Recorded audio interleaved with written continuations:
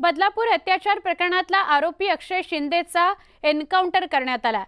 तर घटनास्थळी नेमकं झालं काय याचा संपूर्ण घटनाक्रम पोलीस निरीक्षक संजय शिंदे यांनी न्यूज 18 लोकमतला सांगितलेला आहे। त्या अधिकाऱ्याने नेमकं काय सांगितलं ते आपण बघणार आहोत। संध्याकाळी 5:30च्या दरम्यान अक्षय शिंदेचा तळोजा मध्यवर्ती कारागृहातून आम्ही ताबा घेतला। अक्षय सोबत व्हॅन मध्ये पोलीस निरीक्षक आणि 2 हवालदार होते। शीळ इथं व्हॅन आल्यावर मला सहाय्यक पोलीस निरीक्षकांचा फोन आला। व्हॅन मध्ये अक्षय जोरात ओरडत असल्याचं सांगितलं। मी मागे व्हॅन मध्ये जाऊन बसलो आणि अक्षयला शांत करण्याचा प्रयत्न केला, मात्र अक्षय शिंदे शिवीगाळ करत होता। पोलीस व्हॅन वाय जंक्शनवर पुलावर आली असता त्याने निलेश मोरेंची पिस्तूल हिसकावली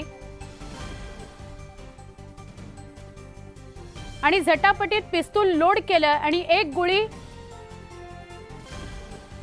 मोरेंवर झाडली। हवालदार हरीश तावडेंवर 2 गोळ्या झाडल्या। मी प्रसंगावधान राखून एक गोळी अक्षयच्या दिशेने झाडली आणि अक्षय जखमी झाला।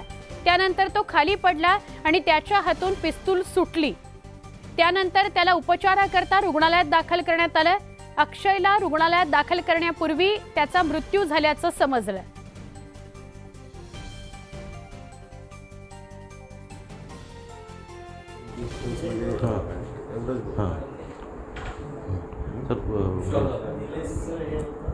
मी माझ्या सेल्फ डिफेन्स आणि माझ्या अधिकाऱ्या अंमलदाराच्या डिफेन्ससाठी फायर केला।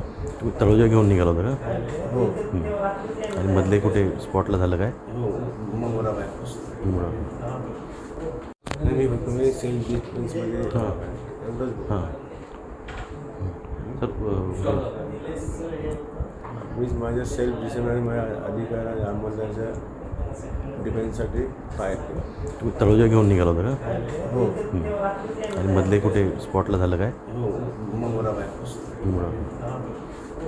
मी फक्त मी सेल्फ डिफेन्समध्ये एवढंच। हां सर, मी माझ्या सेल्फ डिफेन्स आणि माझ्या अधिकाऱ्या अंमलदाराच्या डिफेन्ससाठी फायर केला।